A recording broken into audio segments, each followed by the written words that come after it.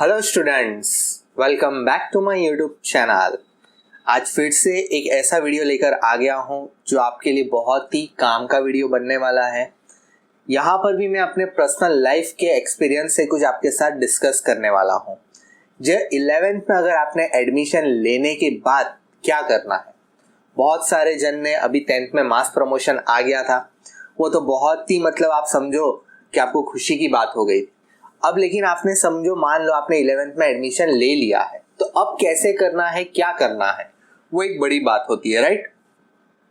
कि हम क्या करें, क्या पढ़ाई करें, कैसे शुरुआत करें। तो ये मेरे पर्सनल एक्सपीरियंस से आपको मैं यहाँ पर कुछ बताने वाला हूँ और मेरे खुद के पर्सनल एक्सपीरियंस आपके साथ शेयर जरूर करने वाला हूँ। तो देखो, सबसे पहले अगर मैं बात करूँ तो ब्रिज कोर्स होता है। अब मोस्टली ये बहुत सारी स्कूल चलाती है ब्रिज कोर्स।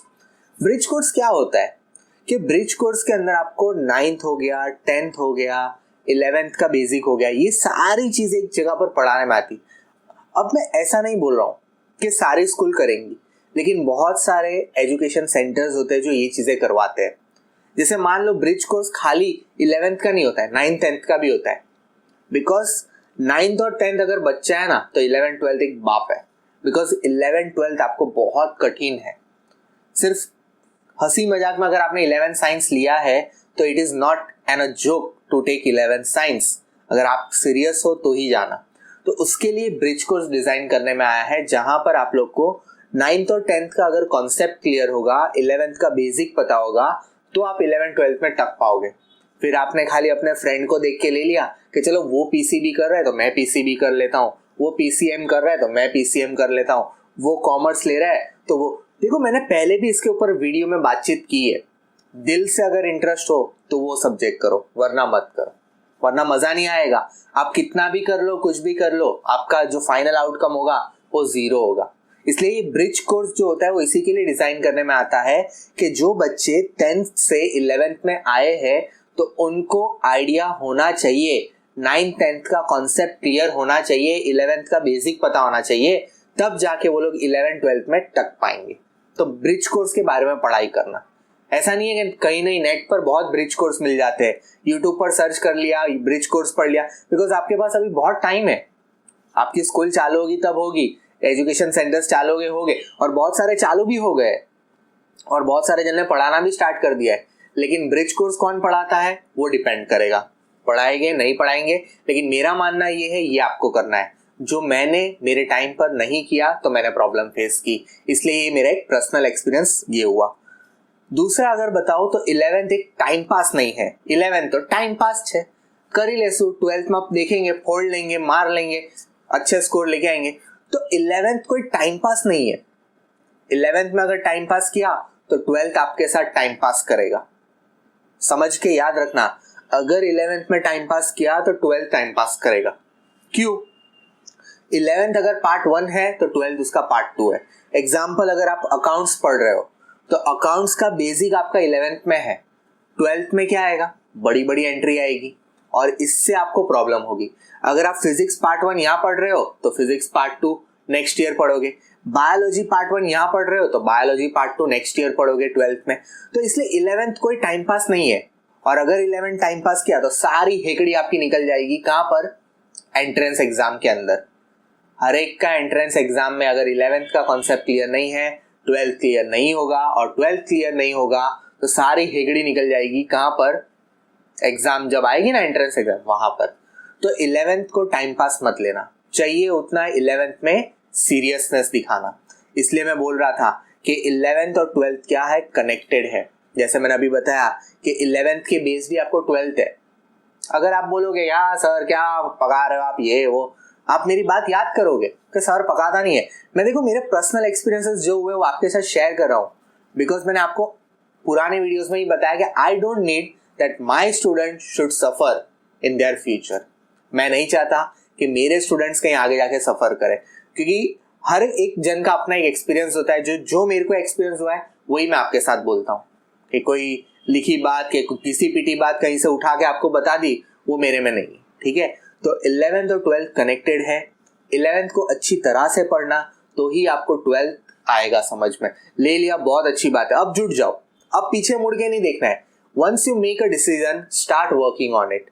फिर डिसीजन लेके आप बोलोगे अरे यार कहाँ मैंने ये डिसीजन ले लिया, तो वो फिर वर्थ नहीं है। इसलिए अब डिसीजन ले लिया है, 11th साइंस करना है तो जी तोड़ मेहनत करो और क्रैक करके दिखाओ, ठीक है। सो 11th 12th कनेक्टेड है, ध्यान से पढ़ना 11th पढ़ोगे तो। नेक्स्ट पॉइंट, वेला ते पहला। ये बहुत ही इंपॉर्टेंट कॉन्सेप्ट है। बहुत सारे जन इसमें नहीं मानते, अरे अभी तो बहुत टाइम है, अभी तो बोर्ड 2 साल बाद आने वाली है, अभी क्या से सर, अभी से क्या डरा रहे हो। देखो ये डराना नहीं बोलते, ये आपको गाइड करना बोलते हैं। ये आपको गाइड करना बोलते हैं कि भाई यहाँ हम आपको गाइड कर रहे हैं। क्यों गाइड कर रहे हैं? इसका मेन रीजन ये है कि भाई जितना जल्दी स्टार्ट लोगे उतना जल्दी फिनिशिंग लाइन पर पहुंचोगे। मान लो आज आपके बोर्ड्स 2 साल के बाद है, लेकिन आपको पढ़ना तो पूरा है ना। आपको 9th भी आना चाहिए, 10th भी आना चाहिए, 11th भी आना चाहिए, 12th भी आना चाहिए। तब जाके आपका पूरा जो एंट्रेंस एग्जाम का बेस है, 12th का बेस है, वो रेडी होगा। सिर्फ 11th आया तो भी नहीं होगा, सिर्फ 12th आया तो भी नहीं होगा। बहुत सारे जन का क्या होता है, 11th तो निकाल लेंगे सर, क्यों डरा रहे हो, मत टेंशन लो, 11th तो स्कूल लेवल पर है, पास हो जाएंगे। भाई स्कूल लेवल की सोचोगे तो बोर्ड की कब सोचोगे यार। 12th का एंट्रेंस एग्जाम होता है, नीट JEE आपने सुना होगा, उसकी कब सोचोगे। देखो आपने सिर्फ साइंस लेना या दिखावे के लिए करना, मारो छोकरो साइंस में है, मारो छोकरो साइंस में है। अला भाई छोकरो તમારો साइंस में है, पर साइंस तो एस पण नहीं आवड़तो है, कोई फर्क नहीं पड़ा। अपने आप से मैंने बोला था ना, ऑनेस्टी दिखाना लेने से पहले, तो अगर वो वीडियो नहीं दिखा है तो जरूर देखना। ऑनेस्टी के साथ अगर लिया हो ना तो वहलाते पहला अभी से शुरुआत करो, टाइम है। 2 साल के अंदर मैं गारंटी देता हूं, अगर आपने अभी से शुरुआत की, सीरियसली पढ़ना चालू किया, बहुत सारे जन ने चालू कर दिया होगा, तो आप कोई ताकत नहीं है कि आपको नीट या JEE क्रैक करने से रोक सकेंगी, ठीक है। आगे बात करते हैं, नो रट्टा पोपट। रट्टा नहीं चलेगा ये। 11th 12th के अंदर कोई रट्टा पोपट काम नहीं करेगा, कॉन्सेप्चुअल स्टडी काम करेगी। अगर आपने 10th तक आए सिर्फ घिसी पिटी लाइन को रट्टा मारा हो, या समझा नहीं हो, टेक्स्ट बुक रीडिंग की आदत नहीं हो, टेक्स्ट बुक रीड करना पसंद नहीं होगा, या टेक्स्ट बुक के कॉन्सेप्ट नहीं पढ़े हो, या टेक्स्ट बुक में से नहीं समझे हो, टेक्स्ट बुक में क्या दिया है वो पता नहीं है, तो यहाँ पर ये रट्टाफिकेशन आपका कोई काम नहीं करेगा। कितना पढ़ोगे, कहाँ से क्वेश्चंस आते हैं, कैसे कैसे क्वेश्चंस आते हैं। अकाउंट्स में आपने रट्टा मारा तो इतनी सारी एंट्रीज होगी, कहाँ जाके आप गिरोगे। अगर फिजिक्स में आपने न्यूमेरिकल कहाँ रटने जाओगे, डेरिवेशंस कहाँ रटने जाओगे। तो नो रट्टाफिकेशन, रट्टा पोपट काम नहीं करेगा आपका, सिर्फ आपका कॉन्सेप्चुअल स्टडी काम करेगी यहाँ पर। क्यों? बिकॉज आपको एंट्रेंस एग्जाम के लिए अपियर करना है। आप तो नीट JEE जानते हो, लेकिन अगर आप कोई प्राइवेट यूनिवर्सिटीज में जाना चाहते हो ना, अगर आप धीरे धीरे अगर इसमें बहुत घुसोगे ना, तो पता चलेगा कि हर यूनिवर्सिटी की अपनी एक एग्जाम होती है। One of the best example कि मुझे डॉक्टर बनना था and I appeared for a Krishna university exam, उसकी एक प्राइवेट ही एग्जाम थी। तो भाई उसकी प्राइवेट एग्जाम थी, तो यहाँ पर नीट JEE क्या हो गई, वो अपनी एग्जाम कंडक्ट कर रहा था, वो अपनी लेवल की एक एग्जाम ले रहा था, उसको भी क्रैक करना पड़ा। अब उसको क्रैक करने के लिए क्या था, 11th 12th क्लियर रखना था। अगर वो क्लियर नहीं है तो समझो कि भाई कोई एग्जाम आप क्रैक नहीं करवा। रट्टा मार के सिर्फ पेपर में मार्क्स तो लेके आओगे, लेकिन जिंदगी भर फिर रट्टा मारते रह जाओगे।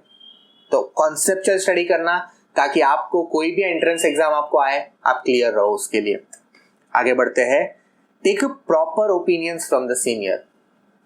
एडमिशन लेने के बाद याद रखो, हमेशा सीनियर्स का ओपिनियन लो, या एडमिशन लेने से पहले भी कर सकते हो, मैं तो बोलता हूँ। बिकॉज जो वो स्कूल से गुजर गया है, या जो उस स्कूल में है, या कोई एजुकेशन संस्था में हो, तो वो सीनियर आपको राइट डायरेक्शन दिखाएगा।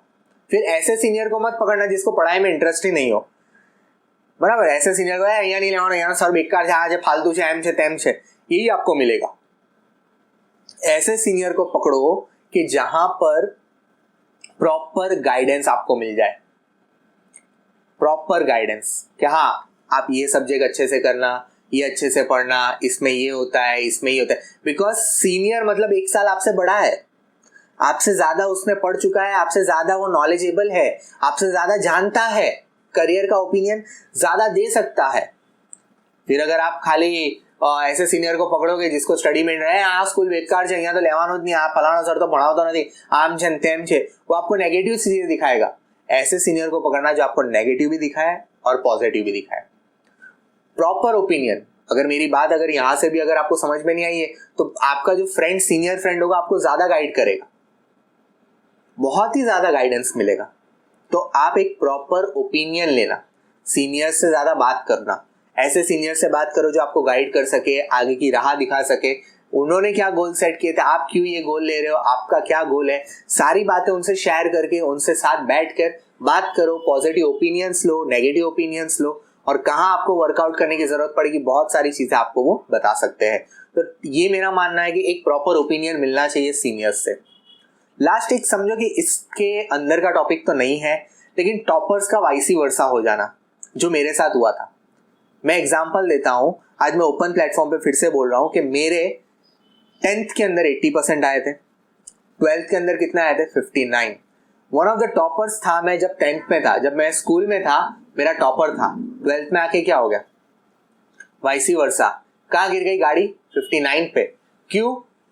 बस यही चीजें जो ध्यान में नहीं रखी थी, मेरे को पता नहीं था कब क्या लेना है। मैं भी आपके जैसा ही 11th तो टाइम पास है, कर लेंगे, है क्या होता है देखा जाएगा, स्कूल लेवल का है। लेकिन मैंने ये नहीं समझा कि जब तक अगर मुझे कोई बड़ी बिल्डिंग बनानी है तो पाया मजबूत करना था। वो पाया मजबूत नहीं हुआ और मैं आज सफर किया, लेकिन फिर मेरा जो डेस्टिनेशन था वो फिर से आया, मैं लाइन पर जरूर आया, लेकिन क्या हो गया, उस वक्त के लिए जो सिनेरियो क्रिएट हुआ है ना, जब रिजल्ट आया होगा तब आप समझ सकते हो कि जो लड़का 80 से 59 पर आएगा तो उसके घर का माहौल क्या होता है, आजू बाजू वाले के ताने, नेबर्स जो सुनाते हैं, रिलेटिव्स जानबूझ के हाँ तुम्हारा छोकरा ना अटला है, वो सब आप सिनेरियो धीरे धीरे समझ में आएगा। अभी तो रिजल्ट आया नहीं ना 10th का, इसलिए जब 12th का आएगा तब ज्यादा समझ में आएगा। वो जब सिनेरियो जब मानसिक होता है ना तब पता चलता है। इसलिए टॉपर्स का वाइसी वर्सा हो जाना शक्य है। शायद ऐसा भी हो सकता है जो आपकी स्कूल में 50% से ज्यादा कभी मार्क्स नहीं देखे हो, वो 90% 12th में लेकर आए। क्यों? उसका इंटरेस्ट का सब्जेक्ट मिल गया ना भाई, उसको मैथ्स, मराठी, हिंदी, गुजराती ये सब में इंटरेस्ट नहीं था, कंप्यूटर, और उसको मिल गया पीसीएम। क्या चाहिए, पीसीएम में मार दिया एकदम हाईएस्ट स्कोर। टॉपर्स का वाइसी वर्सा मेरे साथ हुआ था, इसलिए मैंने मेरे पर्सनल लाइफ एक्सपीरियंस बताया आपको। तो शायद मैंने इस वीडियो के द्वारा आप लोग को क्या क्या चीजें आपने एडमिशन लेने के बाद ध्यान में रख सकते हो, या एडमिशन लेने से पहले भी आप कुछ चीजें अपने क्वेश्चंस के तौर पे इंक्लूड कर सकते हो पूछने के लिए आपके स्कूल्स के अंदर। तो ये मेरा एक एक्सपीरियंस था, पर्सनल एक्सपीरियंस था। शायद किसी के पॉइंट ऑफ व्यू मेरे से अलग हो सकते हैं।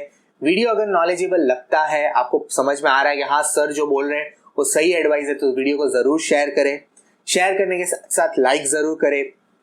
चैनल के लिए नए हो तो सब्सक्राइब का बटन जरूर दबाएं, और दूसरा कमेंट में जरूर बताएं कि आपको नेक्स्ट किस टॉपिक पर वीडियो चाहिए, ताकि हम इसके बेस्ड आपको एडवाइस कर सके आपका करियर प्लानिंग करने के लिए। चलिए नेक्स्ट वीडियो में फिर से मिलेंगे। Till there keep watching, keep sharing, bye bye.